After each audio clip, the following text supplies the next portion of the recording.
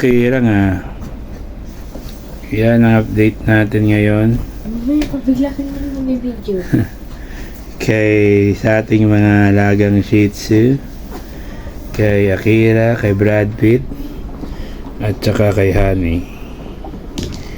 Yan. Ano na isip yan? Laban yung dalawa.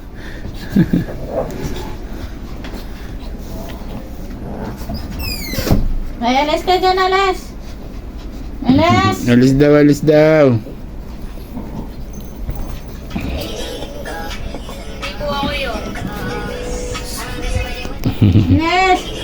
Oh, ano na naman yung inaano mo dyan?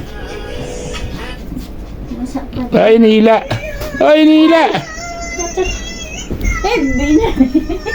Yung pamtigaw pa talaga nga naman.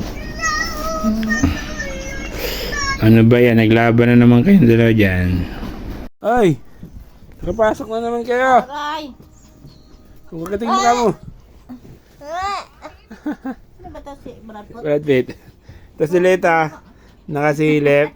Ano yan, ha? Ha? Ano? Ba't ka nagagalit? Kasi si Akira. Ayan. Ay, ano naman pinapak mo? Ano ulamin niya ni Papa mo bukas? Ang gulo mo. Nagkape lang siguro ko. Ang laki ng tiyan ko doon. Nakaganon ako.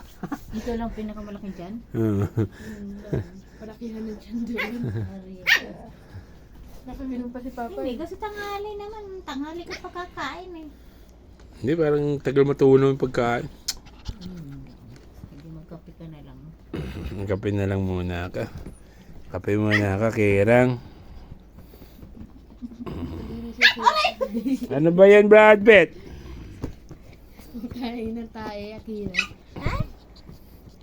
Kawasak din na. Ko naman doon. Di naman piyapa ng aircon doon eh. Ganun. Huwag na kami punta. Ayun si Liet. Kasi mga ano niya.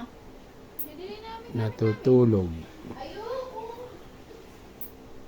Natutulog si Liet doon. Ayun na kayo pumunta. At si Brad Pitt. Ayun, sumisilip sa CR si Brad Pitt.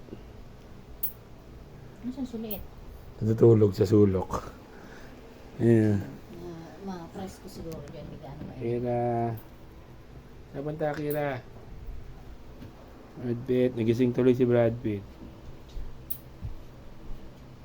Nagising tuloy si Brad Pitt. Nagising ka?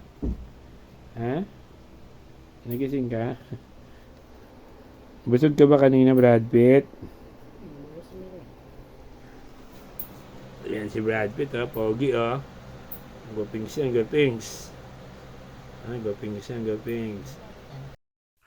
Follow, like, and share my FB page at subscribe kayo sa aking YouTube channel sa Magsisi at Talikuran ang ating mga kasalanan dahil ang second coming ng Panginoong Hesukristo ay malapit na pong dumating.